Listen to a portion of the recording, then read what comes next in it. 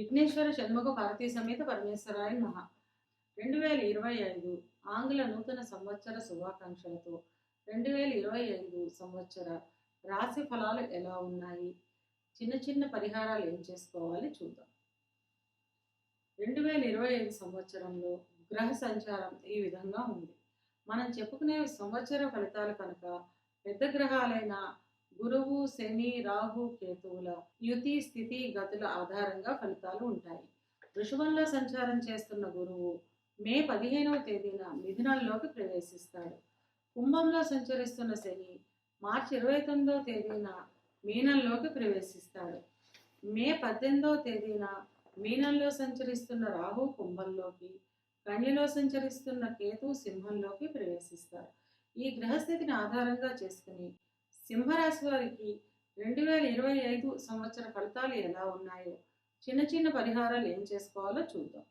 మఖ 1, 2, 3, 4 పాదాలు, పుబ్బ 1, 2, 3, 4 పాదాలు, ఉత్తర మొదటి పాదము కలిపి సింహరాశిలో ఉంటాయి.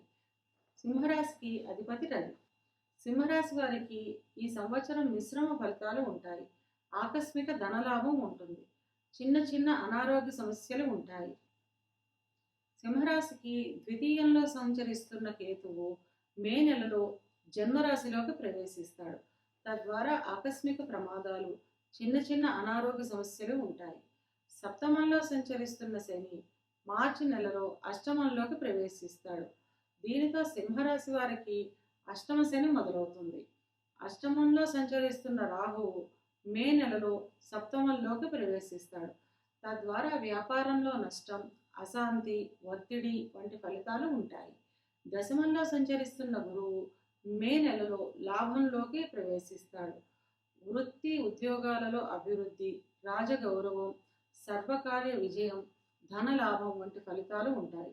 మొత్తం మీద ఈ సంవత్సరంలో ఈ 4 గ్రహాల స్థాన మార్పు వల్ల మిశ్రమ ఫలితాలు ఉంటాయి. ప్రతి బుధవారం గణపతికి అభిషేకం చేయించడం ద్వారా చిన్న చిన్న ఇబ్బందులను తగ్గించుకోవచ్చును.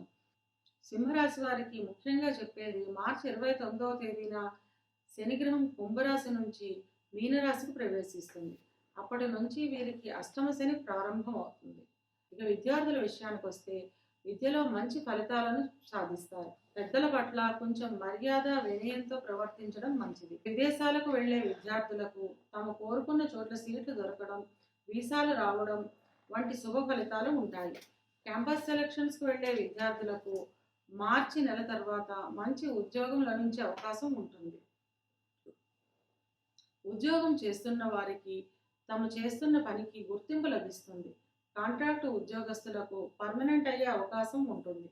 సహోద్యోగుల మధ్య సమన్వయం ఉంటుంది.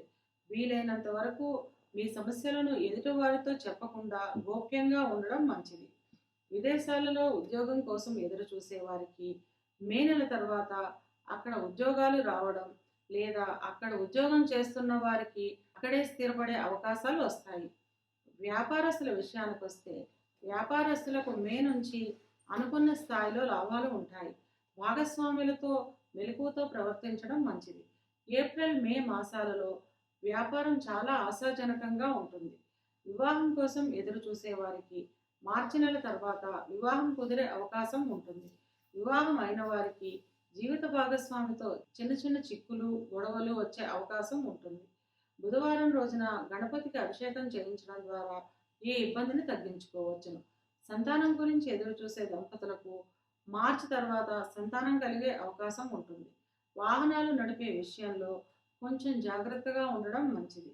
పెద్దల నుంచి రావాల్సిన ఆస్తులు ఎప్పటి నుంచో వాయిదా పడుతున్నవి ఈ సంవత్సరం చేతికొచ్చే అవకాశాలు ఉంటాయి. ఆకస్మిక అనారోగ్య సమస్యలు ఉంటాయి. ఇవి కేవలం గోచార ఫలితాలు మాత్రమే. గోచార ఫలితాలు పూర్తిగా జన్మజాతక చక్రంపై ఆధారపడి పనిచేస్తాయి కనుక తమ జన్మజాతక చక్రాన్ని విశ్లేషణ చేయించుకోవాలి అనుకునేవారు కింది నెంబర్కు వాట్సాప్ చేసి కన్సల్టేషన్ తీసుకోండి. సింహరాశి వారు అనుకూలతను పెంచుకోవడానికి, ప్రతికూలతను తగ్గించుకోవడానికి ప్రతి శనివారం వెంకటేశ్వర స్వామికి నువ్వుల నూనెతో దీపారాధన చేయడం ద్వారా అంతా మంచే జరుగుతుంది. కుంభరాశికి అధిపతి శని. కుంభరాశి వారికి సంవత్సరం మిశ్రమ ఫలితాలు ఉంటాయి. కుంభరాశిలో సంచరిస్తున్న శని మార్చి నెలలో మీనంలోకి ప్రవేశిస్తాడు. అంటే జన్మరాశిలో సంచరిస్తున్న శని ద్వితీయంలోకి ప్రవేశిస్తాడు. అంటే ఏలినాటి శని చివరి అంకంలో ఉందన్నమాట. అసంతృప్తి, ఆర్థిక ఇబ్బందులు వంటి ఫలితాలు ఉంటాయి. ద్వితీయంలో సంచరిస్తున్న రాహువు మే నెలలో జన్మరాశిలోకి ప్రవేశించడం వల్ల శరీరానికి గాయాలు, చిన్న చిన్న అనారోగ్య సమస్యలు, నీచ కార్యాలందు ఆసక్తత వంటి ఫలితాలు ఉంటాయి. చతుర్థంలో సంచరిస్తున్న గురువు మే నెలలో పంచమంలోకి ప్రవేశిస్తాడు. తద్వారా సర్వకార్యాలందు విజయము, రాజగౌరవం, విద్యా విజ్ఞాన ప్రాప్తి, పుత్ర సంతానం వంటి ఫలితాలు ఉంటాయి. ఈ గురుదృష్టి వలన రాహు జన్మరాశి సంచారం వల్ల ఉన్న ఇబ్బందులు తగ్గుతాయి. అష్టమంలో ఉన్న కేతువు మే నెలలో సప్తమంలోకి ప్రవేశిస్తాడు. తద్వారా వ్యాపారంలో సమస్యలు, కుటుంబంలో కలహాలు ఏర్పడతాయి. ఈ ఇబ్బందులు తగ్గించుకోవడానికి ప్రతిరోజు సర్ప సూక్తాన్ని పారాయణ చేయడం లేదా వినడం ద్వారా ఈ ఇబ్బందిని తగ్గించుకోవచ్చు. ఈ సంవత్సరం కుంభరాశి వారికి గురుబలం ఉంటుంది. ఈ గురుబలం వల్ల శని, రాహు, కేతువుల వల్ల ఏ ఇబ్బందులైతే ఉన్నాయో అవన్నీ తగ్గించబడతాయి.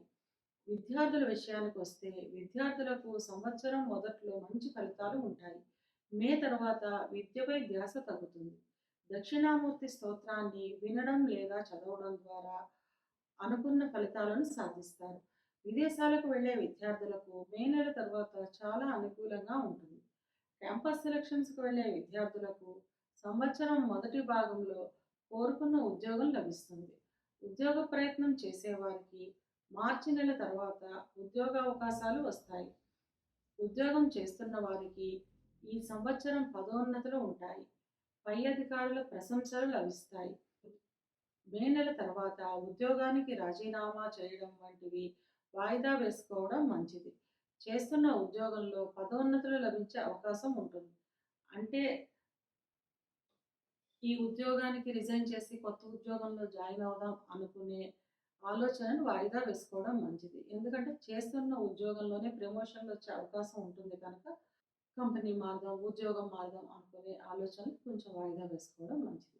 ఇక వ్యాపారస్తుల విషయానికి వస్తే వ్యాపార విస్తీర్ణ, వ్యాపార అభివృద్ధి కొరకు అధికమైన ఖర్చులను చేస్తారు. అధికమైన ఖర్చులు ఉన్నప్పటికీ అంతకు మించిన ధన వ్యయం ఉంటుంది. ఇక ఆస్తుల కొనుగోలు విషయానికి వస్తే సంవత్సరం మొదట్లో వాహనాలు వంటివి కొనుగోలు చేస్తారు. వివాహ ప్రయత్నం చేసేవారికి మే నెల తర్వాత వివాహం కుదిరే అవకాశం ఉంటుంది. వివాహమైన వారు జీవిత భాగస్వామితో కలిసి ఆనందంగా, ఆహ్లాదంగా గడుపుతారు. విహారయాత్రలు చేస్తారు. సంతానం గురించి ఎదురు చూసే వారికి మే నెల తర్వాత సంతానం కలిగే అవకాశం ఉంటుంది. సంతానం ఉన్నవారికి సంతానం విద్యలో రాణించడం, ఉద్యోగాలు రావడం, వివాహం కుదరడం వంటి శుభ ఫలితాలు ఉంటాయి. ధన సంపాదన ఎక్కువగానే ఉంటుంది. అంతకు మించిన ఖర్చులు కూడా అధికంగా ఉంటాయి. ఆకస్మిక అనారోగ్య సమస్యలు ఉంటాయి. ఆరోగ్యం విషయంలో జాగ్రత్తగా ఉండడం చాలా అవసరం. నమ్మిన వారి ద్వారానే ధనం మోసపోయే అవకాశం ఉంటుంది. కనుక ధన సంబంధిత విషయాల్లో జాగ్రత్తగా ఉండడం మంచిది. చిన్న చిన్న సమస్యలు ఉన్నప్పటికీ ఈ సంవత్సరం అంతా అనుకూలంగానే ఉంటుంది. ఇవి కేవలం గోచార ఫలితాలు మాత్రమే. గోచార ఫలితాలు పూర్తిగా జన్మజాతక చక్రంపై ఆధారపడి పనిచేస్తాయి. కనుక తమ జన్మజాతక చక్రాన్ని విశ్లేషణ చేయించుకోవాలి అనుకునేవారు కింది నెంబర్కి వాట్సాప్ చేసి కన్సల్టేషన్ తీసుకోండి. కుంభరాశి వారి అనుకూలతను పెంచుకోవడానికి, ప్రతికూలతను తగ్గించుకోవడానికి ప్రతి శనివారం వెంకటేశ్వర స్వామి దేవాలయంలో కర్పూరాన్ని సమర్పించండి. అంటే వెంకటేశ్వర స్వామి గుడిలో హారతి ఇవ్వడానికి ముద్ద కర్పూరం కానీ, పచ్చ కర్పూరం కానీ మీకు ఏది వీలైతే అది ఆ కర్పూరాన్ని ఇవ్వడం వల్ల అంతా మంచే జరుగుతుంది.